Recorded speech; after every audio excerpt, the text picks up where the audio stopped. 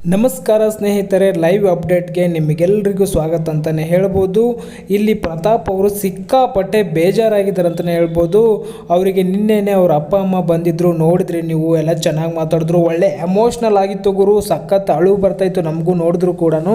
ಅಷ್ಟು ಒಂದು heart touching ಇತ್ತು ಅಂತಲೇ ಹೇಳ್ಬೋದು. 3 ವರ್ಷ ಆದಮೇಲೆ ಒಬ್ಬ ಮಗ ತನ್ನ ತಂದೆ ತಾಯಿನ ಮೀಟ್ ಆಗ್ತಾನಂದರೆ ಆ ಒಂದು ನೋವು ಎಷ್ಟಿರಬೇಕು, ಎಷ್ಟು ಒಂದು ಖುಷಿಯಾಗಿರಬೇಕು, ಎಷ್ಟು ಒಂದು ದುಃಖ ಆಗಿರಬೇಕು.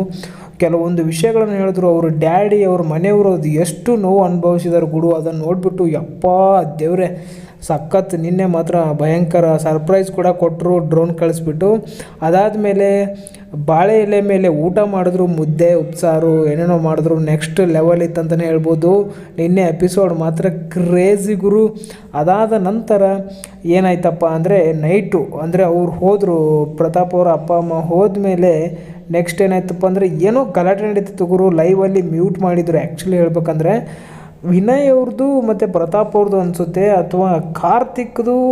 ಅಂದರೆ ತುಂಬ ಜನ ನಿಂತಿದ್ರು, ಕೈ ಮಾಡಿ ಎಲ್ಲರೂ ಮಾತಾಡ್ತಾಯಿದ್ರು ಪ್ರತಾಪ್ಗೆ. ಅವರು ಅಪ್ಪ ಅಮ್ಮ ಹೋದ್ಮೇಲೆ ಏನೋ ಆಗಿದೆ ನೈಟ್ ಕಿರಿಕು. ಆ್ಯಕ್ಚುಲಿ ಅದು ಜಗಳದ ಥರನೇ ಅನಿಸ್ತಾ ಇತ್ತು. ಆಮೇಲೆ ಮಾರ್ನಿಂಗ್ ನೋಡಿದ್ರೆ ಪ್ರತಾಪು ಮೇಲೆ ಎದ್ದೇಳ್ತಾನೆ ಇಲ್ಲ ಗುರು. ಎಷ್ಟೊತ್ತು ಸಾಂಗ್ ಹೊಡೆದು ಏನು ಮಾಡಿದ್ರು ಬಂದು ಸಂಗೀತ ಅವ್ರು ಎಬ್ಬಿಸ್ತಾ ಇದ್ದಾರೆ, ಹೇಳ್ತಾನೆ ಇಲ್ಲ. ಅವರು ಮಾತ್ರ ಡ್ಯಾನ್ಸ್ ಮಾಡಿ ಬಂದು ಇವರೆಲ್ಲ ಸಾಂಗ್ ಮುಗಿದು ಡ್ಯಾನ್ಸ್ ಮಾಡಿ ಬಂದ್ರೂ ಕೂಡ ಪ್ರತಾಪ್ ಹಂಗೆ ಮಲಗಿದ್ದ. ಅದು ಏನಾಗಿದೆ ಗೊತ್ತಿಲ್ಲ, ಫುಲ್ಲು ಡೌನ್ ಆಗಿದ್ದಾರೆ ಅಂತಲೇ ಹೇಳ್ಬೋದು ಪ್ರತಾಪ್ ಅವರು. ತಂದೆ ತಾಯಿ ಬಂದರು ಅದೇ ನೆನಪಲ್ಲಿದ್ದಾರಾ, ಅಥವಾ ಜಗಳ ಆಯಿತಾ, ಒಂದು ಮ್ಯೂಟ್ ಬೇರೆ ಮಾಡ್ತಾರೆ ಲೈವಲ್ಲಿ. ಅದು ಮ್ಯಾಟ್ರು ಅಷ್ಟಕ್ಕಷ್ಟು ಫುಲ್ ಕಂಪ್ಲೀಟಾಗಿ ಗೊತ್ತಾಗಲ್ಲ.